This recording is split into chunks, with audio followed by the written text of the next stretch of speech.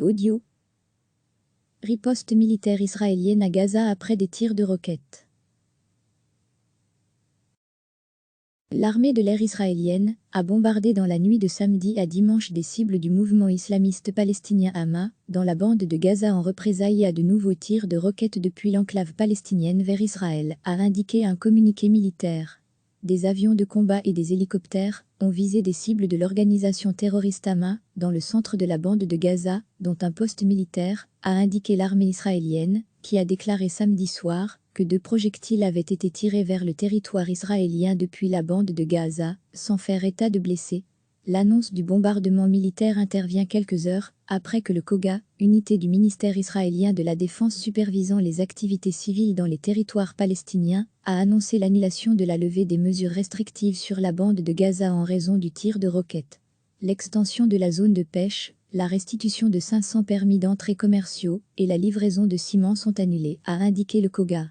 Israël justifie le blocus sur Gaza par la nécessité de contenir le mouvement islamiste Hamas, qui contrôle l'enclave depuis 2007 et qu'il tient pour responsable de tous les tirs de roquettes émanant de son territoire. Pour les observateurs critiques de la politique d'Israël, cela revient à une punition collective contre les habitants de Gaza. Les attaques palestiniennes ont augmenté depuis que le président américain Donald Trump a présenté son plan pour résoudre le conflit au Proche-Orient, salué en Israël, mais fustigé par les Palestiniens, car jugé très partial. Le plan prévoit de faire de Jérusalem la capitale de l'État d'Israël, l'annexion de colonies juives en Cisjordanie occupée et la création d'un État palestinien démilitarisé sur ce qu'il resterait de la Cisjordanie et dans la bande de Gaza.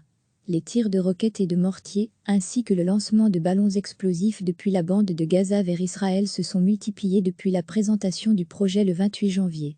Les tirs récents, doublés de frappes de représailles israéliennes, fragilisent la trêve en vigueur depuis mai entre Israël et le Hamas, mouvement au pouvoir dans l'enclave, et qui a déjà mené 3 guerres contre l'État hébreu depuis 2008.